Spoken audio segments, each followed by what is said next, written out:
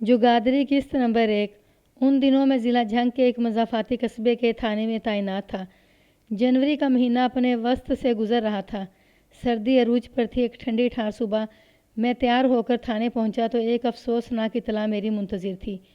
वैसे तो महकमा पुलिस और ख़ास तौर पर थाना एक ऐसी जगह है कि जहां कोई अच्छी और खुशकुन खबर कम ही सुनने को मिलती है। हर तरफ से चोरी, डकैती, कत्ल गारत, गिरी, लूट मार, दंगा फसाद और इसी नोयत के संगीन इतलाआत की भरमार रहती है।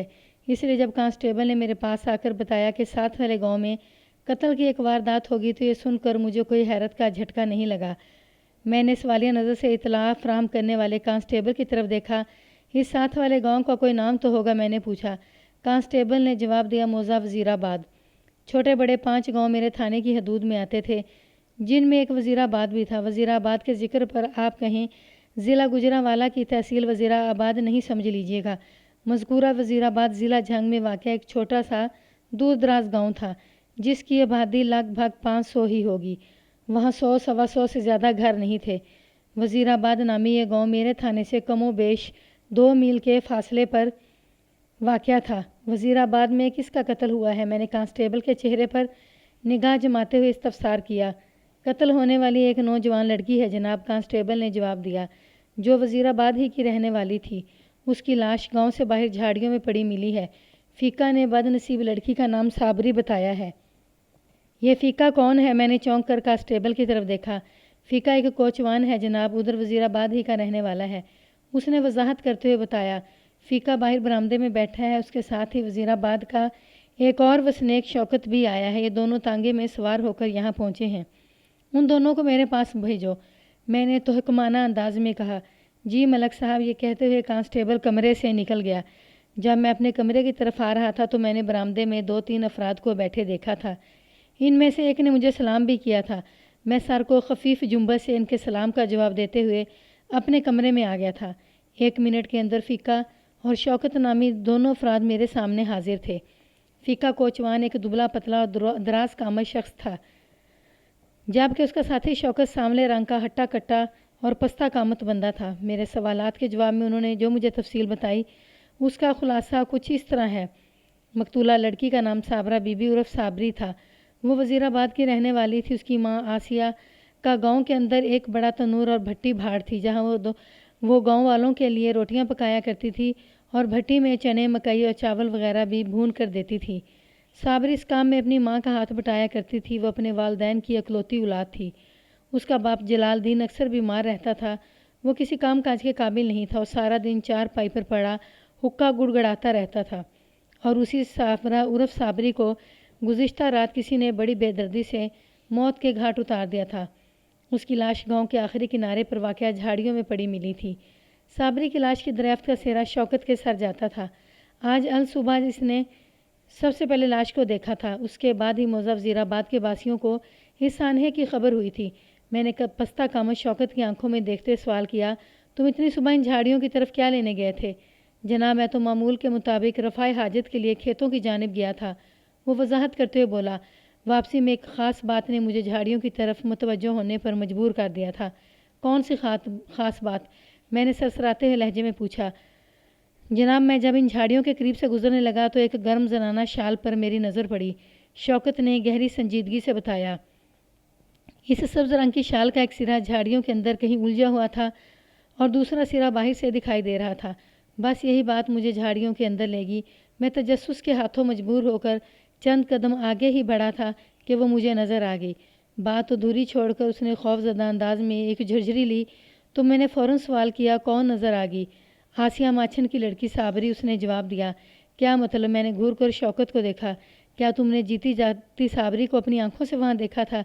नहीं सरकार, वो नफ़ी में गर्दन हिलाते हुए बोला।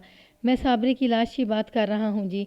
उसकी लाश झाड़ियों के अंदर बड़े बेढंगे अंदाज में पड़ी हुई थी। क्या तुमने साबरी की लाश को छू कर देखा था? मैंने चौंके हुए लहजे में दरियाफ्त किया। तुम्हें कैसे पता चला कि वो ज़िंदगी की बाजी हार चुकी है? थानेदार जी, मैंने उसकी हालत को देखकर अंदाज़ा लगा लिया था कि वो मर चुकी है, शौकत ने गहरी संजीदगी से बताया। कोई भी जिंदा शख्स इस ठंडे ठार मौसम में खुले आसमान के नीचे झाड़ियों के अंदर सोने से तो रहा। मैंने उसे छूने की कोशिश नहीं की, बस उसकी हालत से मुझे अंदाज़ा हो गया था कि वो ज़िंदा नहीं है। لمحاتی توقف کر کے اس نے ایک گہری سانس لی، پھر اضافہ کرتے ہوئے بولا، آپ وہاں جا کر اپنی آنکھوں سے جب وہ منظر دیکھیں گے تو آپ کو میری بات کا یقین آ جائے گا۔ میں ابھی آپ لوگوں کے ساتھ ادھر ہی جا رہا ہوں، میں نے فیصلہ کن انداز میں کہا، پھر دودھ کا دودھ اور پانی کا پانی الگ ہو جائے گا۔ میں نے مزید 10 منٹ تک گھما پھرا کر شوکت سے مختلف سوالات کیے، پھر ایک کانسٹیبل کو ساتھ لے کر جائے وقوع کی جانب روانہ ہو گیا۔ میرے تھانے سے موزہ وزیرآباد کم و بیش 2 میل کی دوری پر واقع تھا۔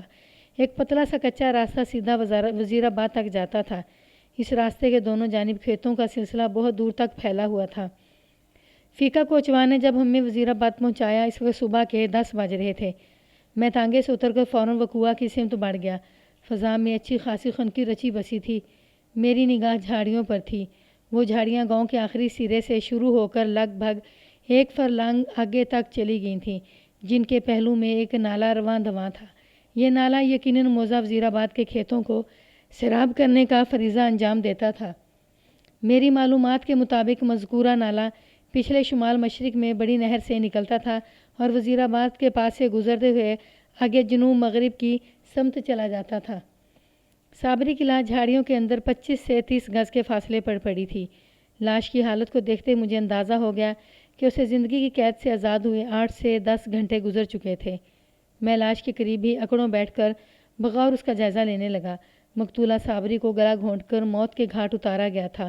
اس کی گردن کی حالت اور باہر قبولی آنکھیں سمر کا بیان ثبوت تھیں کہ وہ مضبوط ہاتھوں نے بڑی بے دردی سے اس کا گلا دبا کر اس کی سانس کی آمد و شد کا سلسلہ منقطع کیا تھا۔ موت کے منہ میں جانے سے قبل صابری نے خود کو قاتل کے شکنجے سے نکالنے کے لیے بڑی جہد و جہد کی تھی۔ اس کے بکھرے ہوئے بال اور جگہ جگہ سے پھٹا ہوا لباس یہ کہانی سناتا تھا کہ قاتل نے جال لینے سے پہلے اس پر مجرمانہ حملہ بھی کیا تھا یا حملہ کرنے کی کوشش کی تھی۔ صابری بڑی بے بسی کی موت ماری گئی تھی۔ میں نے حیرت بھری نگاہ اس کے چہرے پر ڈالی اور ایک گہری سانس لے کر رہ گیا۔ صابری گندم رنگت کی حامل ایک متناسب شخصیت کی مالک تھی۔ میرے اندازے کے مطابق اس کی عمر 20 اور 22 کے درمیان رہی ہوگی۔ یہ عمر کسی بھی لڑکی یا لڑکے کے لیے بھرپور جوانی کی عمر ہوتی ہے۔ صابری بھی اپنی جوانی کی بہار پر تھی، مگر کسی فاک شخص نے بھری جوانی میں اس کی زندگی کی بہار کو خزاں کی نظر کر دیا تھا۔ مجھے پہلی فرصت میں اس درندہ صفت شخص کو تلاش کرنا تھا۔ صابری کی لاش کے تفصیلی معائنے کے بعد میں اٹھ کھڑا ہوا۔ جیسا کہ تھانے میں شوکت مجھے بتا چکا تھا کہ اس نے ایک گرم سبز شال کو جھاڑیوں میں پھنسے دیکھا تھا۔ جائے وقوع پر درجن بھر افراد میں مقتول کی ماں آسیہ ماچن بھی موجود تھی، جس نے تصدیق کی تھی وہ سبز شال اس کی بیٹی ہی کی تھی۔ میں نے وہ شال منگوا کر صابری کی لاش کو ڈھک دیا اور قرب و جوار کا جائزہ لینے لگا۔ میری اس تفتیش کا محور جھاڑیوں کا اندرونی حصہ تھا اور اس سلسلے میں کانسٹیبل نجیب بھی میری بھرپور مدد کر رہا تھا۔ میں ایک بات کا ذکر کرنا بھول گیا کہ مقتولہ صابری نے پھولدار سبز رنگ کی قمیص پہن رکھی تھی، شلوار سفید لٹھے کی تھی اور پاؤں میں چمڑے کے پمپی ٹائپ جوتے تھے۔ اس تلاش میں 10 سے 15 منٹ ہی گزرے ہوں گے کہ ایک اہم سراغ میرے ہاتھ لگ گیا۔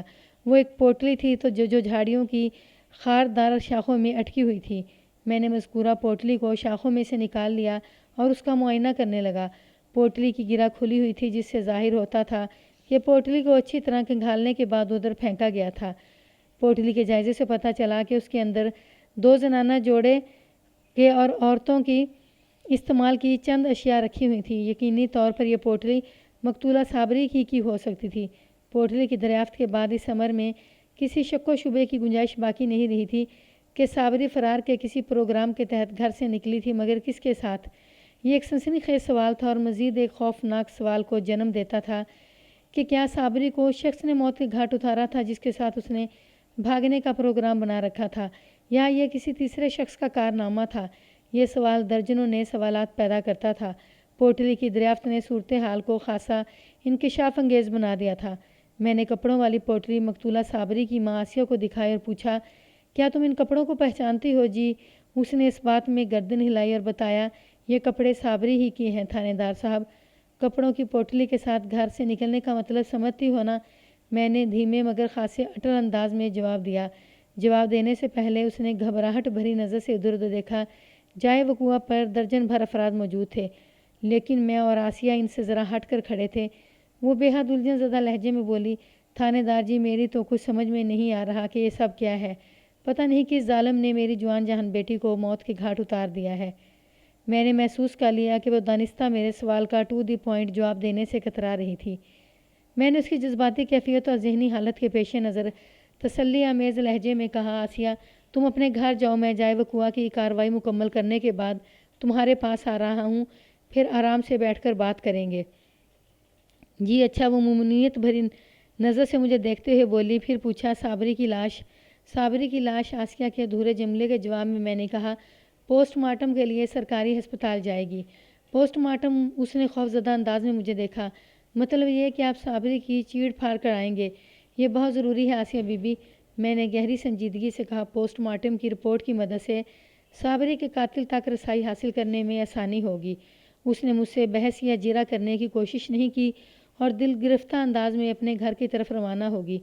موقع کی کارروائی مکمل کرنے کے بعد میں نے مقتولہ صابری کی لاش کو کانسٹیبل نجیب کی نگرانی میں ضلعی ہسپتال بھجوا دیا اور جائے واردات پر موجود لوگوں سے پوچھ تاچھ کرنے لگا۔ 15-20 منٹ کی کوشش کے بعد جب مجھے اس سلسلے میں خاطر خواہ کامیابی حاصل نہ ہوئی تو میں نے آسیہ کے گھر جانے کا فیصلہ کر لیا۔ جائے وقوع یعنی وہ جھاڑیوں جہاں سے صابری کی لاش ملی تھی وہ موضع وزیر آباد کے آخری سرے پر واقع تھی۔ وہاں سے مجھے گاؤں کے اندرونی حصے میں جانا تھا۔ میں نے چند قدم ہی اٹھائے تھے کہ ایک فوری خیال نے مجھے رکنے پر مجبور کر دیا۔ یہ خیال ایک مکان کو دیکھ کر میرے ذہن میں ابھرا تھا۔ وہ مکان موضع وزیر آباد کے آخری کنارے پر واقع تھا اور اس کے عقب میں 20-25 گز کے فاصلے سے جھاڑیوں کا سلسلہ شروع ہوتا تھا، یعنی مذکورہ مکان جائے وقوع سے نزدیک ترین رہائش گاہ تھی۔ میرے جی میں آئی کہ ممکن ہے اس گھر کے مکین میں سے کسی نے پچھلی رات جھاڑیوں کی طرف کوئی غیر معمولی سرگرمی دیکھی ہو۔ یہ بعید از امکان نہیں تھا۔ اگر میں لوگوں سے پوچھ گچھ کرتا تو صابری کے قتل کے حوالے سے کوئی سراغ ہاتھ آ سکتا تھا۔ جب میں نے گاؤں کی سمت چلنا شروع کیا تھا تو چند افراد بھی میرے ساتھ تھے۔ عین ممکن تھا انہی میں سے اس گھر کا کوئی مکین بھی شامل ہو۔ یہ کیسے ہو سکتا تھا کہ پورے گاؤں میں صابری کے قتل کا شور مچا ہو اور اس گھر کے مکینوں کو خبر ہی نہ ہو؟ میں نے اپنے دائیں بائیں موجود لوگوں کی مذکورہ مکان کی طرف توجہ مبذول کرائی اور پوچھا، یہ کس کا گھر ہے؟ ماسٹر بھٹی، میرے نزدیک کھڑے ایک شخص نے جواب دیا۔ ماسٹر بھٹی؟ میں نے سوالیہ نظر سے جواب دینے کی طرف دیکھا۔ وہ وضاحت کرتے ہوئے بولا، جناب ماسٹر جی کا نام تو عارف بھٹی ہے، مگر وہ ماسٹر بھٹی کے نام سے مشہور ہے۔ ایک بات کا مجھے فوراً اندازہ ہو گیا کہ عارف بھٹی ان افراد میں شامل نہیں تھا، ورنہ اپنے ذکر پر وہ اس وقت سامنے آ چکا تھا۔ میں نے ان لوگوں پر سرسری سی نگاہ ڈالنے کے بعد استفسار کیا، کیا ماسٹر عارف اس وقت گھر میں ہوگا؟ نہیں جی، ایک شخص نے نفی میں گردن ہلاتے ہوئے بتایا۔ ماسٹر جی اس وقت اسکول میں ہوں گے۔ صابری کے قتل کی خبر پورے گاؤں میں پھیل چکی تھی۔ میں نے ایک لفظ پر زور دیتے ہوئے کہا، یہ افسوسناک خبر اسکول میں بھی پہنچی ہوگی۔ قتل کی واردات ماسٹر عارف کے گھر کے پچھواڑے ہوئی ہے۔ بھٹی صاحب کو تو اسکول چھوڑ کر یہاں پہنچنا چاہیے تھا۔ وہ اب تک اسکول میں بیٹھا کیا کر رہا ہے؟ جناب میرا خیال ہے ماسٹر بھٹی کو ابھی تک قتل کی واردات کے بارے میں کچھ پتہ چلا نہیں ہوگا۔ ایک شخص نے ٹھہرے ہوئے لہجے میں بتایا، وہ جب شام واپس وزیر آباد آئے گا تو اسے اس واقعے کی خبر ہو سکے گی۔ کیا مطلب؟ میں نے چونک کر اس شخص کی جانب دیکھا۔ کیا ماسٹر عارف وزیر آباد کے اسکول میں نہیں پڑھا تھا؟ نہیں جناب، وزیر آباد میں کوئی اسکول ہے ہی نہیں۔ اس شخص نے میرے سوال کے جواب میں بتایا، ماسٹر بھٹی یہاں سے 3 میل جنوب میں واقع کندن پور نامی گاؤں میں پڑھانے جاتا ہے اور واپسی میں اسے شام ہو جاتی ہے۔ ویسے وہ کہہ رہا تھا کہ عنقریب وزیر آباد میں بھی ایک چھوٹا اسکول کھلنے والا ہے۔ میں نے گہری سانس خارج کی اور کہا، ٹھیک ہے، عارف بھٹی تو جب شام کو واپس آئے گا تو اس سے بھی ملاقات ہو جائے گی۔ فی الحال میں اس کے گھر والوں سے پوچھ تاچھ کر لیتا ہوں۔ گھر والوں سے؟ میں جس شخص سے سوال جواب کر رہا تھا اس نے حیرت بھری نظر سے مجھے دیکھا۔ کیا ہوا؟ میں نے سرسراتی ہوئی آواز میں پوچھا۔ ماسٹر عارف کے گھر والوں کے ذکر پر تم چونک کیوں گئے؟ اس لیے کہ اس کا تو گھر بار خود ہی وہ ہے، اس شخص نے ٹھہرے ہوئے لہجے میں بتایا۔ ماسٹر بھٹی اس گھر میں بالکل اکیلا ہی رہتا ہے۔ وہ کندن پور کے اسکول گیا ہوا ہے تو اس وقت اس کے گھر پر تالا پڑا ہوگا۔ مطلب یہ کہ میں نے تصدیق طلب نظر سے اسے دیکھا۔ بیوی، بچے، بہن بھائی، ماں باپ میں سے کوئی ساتھ نہیں رہتا؟ میرے استفسار کے جواب میں جو مجھے معلومات فراہم کی گئی ان کے مطابق ماسٹر عارف بھٹی پچھلے 4 سال سے اس مکان میں تنہا رہ رہا تھا۔ اس کے والدین یا بہن بھائی کہاں تھے اس بارے میں یقینی طور پر کچھ نہیں کہا جا سکتا تھا۔ لوگ صرف اتنا جانتے تھے کہ اس نے شادی نہیں کی تھی، لہذا اس کے بیوی بچے نہیں تھے۔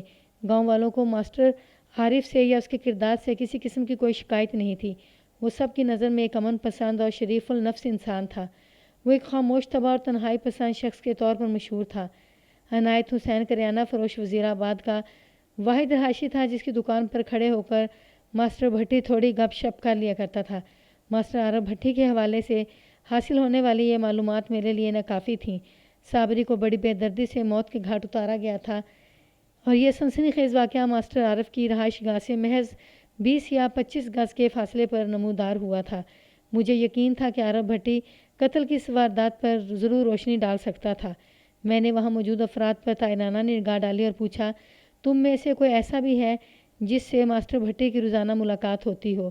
جی تھانے دار صاحب، ایک شخص نے آگے بڑھ کر کہا، میرا نام احمد علی ہے، سمجھ لیں میں ماسٹر بھٹی کا پڑوسی ہوں، ہمارا روزانہ آمنا سامنا ہوتا ہے۔ آپ دیکھ ہی رہے ہیں ماسٹر جی کا مکان بالکل الگ تھلگ ہے، میں اس کا قریب ترین پڑوسی ہوں۔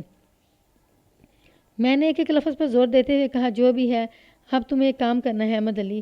جی حکم تھانے دار صاحب، وہ باادب باملاحظہ ہمہ گوش ہو گیا۔ تم نے ماسٹر بھٹی کی واپسی کا انتظار کرنا ہے، میں نے سمجھانے والے انداز میں کہا۔ وہ جیسے ہی گھر پہنچے اسے اپنے ساتھ لے کر سیدھا میرے پاس تھانے آ جانا۔ جی آپ کا حکم، وہ تھوک نگلتے ہوئے بولا۔ تمہیں پریشان ہونے کی ضرورت نہیں ہے احمد علی، میں نے تسلی آمیز انداز میں کہا، میں ماسٹر عارف سے معمول کی پوچھ گچھ کرنا چاہتا ہوں۔ تمہاری صرف اتنی سی ڈیوٹی ہے کہ تم اسے اپنے ساتھ لے کر تھانے آؤ گے۔ جی سرکار، وہ فرما برداری سے بولا، میں آپ کے حکم کی تعمیل کروں گا۔ شاباش، میں نے تعریفی نظر سے اسے دیکھا اور آگے بڑھ گیا۔ وزیر آباد نامی یہ چھوٹا سا گاؤں لگ بھگ 100 گھروں پر مشتمل تھا، جن میں سے 80% گھروں کی آبادی ایک جگہ اور 20% ذرا ہٹ کر تھوڑے تھوڑے فاصلے پر اکا دکا مکانات کی شکل میں تھی۔ ماسٹر عارف بھٹی کا مکان بھی اسی نوعیت کا تھا، آبادی سے چند گز کے فاصلے پر جھاڑیوں کے ساتھ لگا ہوا۔ اس قسم کے چھوٹے گاؤں میں ہر کوئی دوسرے سے اچھی طرح واقف ہوتا ہے۔ مجھے قوی امید تھی کہ میں بہت جلد صابری کے قتل کا سراغ لگانے میں کامیاب ہو جاؤں گا، پھر قاتل مجھ سے بچ نہیں سکے گا۔ آسیہ ماچن کا گھر وزیر آباد کے اکثر مکانات کی طرح ایک چھوٹا سا کچا گھر تھا اور گاؤں کے وسط میں واقع تھا۔ اس خاندان میں صرف 3 افراد تھے، یعنی آسیہ، اس کا شوہر جلال الدین اور اکلوتی بیٹی صابرہ بی بی عرف صابری، جو کہ گزشتہ رات مقتولہ کا درجہ حاصل کر چکی تھی۔ لہذا اب اس خاندان میں صرف 2 افراد باقی بچے تھے، آسیہ اور اس کا دائمی مریض شوہر۔ جلال الدین کو ٹی بی تپ دق کا مرض لاحق تھا۔ وہ دن بھر چارپائی پر پڑا کھانستا رہتا اور خون تھوکتا رہتا تھا۔ اس کی حالت دیکھ کر یہی لگتا تھا کہ وہ چند ہفتوں یا چند مہینوں کا مہمان ہے۔ بہرحال جلال الدین سے کسی قسم کی پوچھ گچھ بے سود تھی، اس لیے میں آسیہ کو لے کر اس کی گھر کی بیٹھک میں آ گیا۔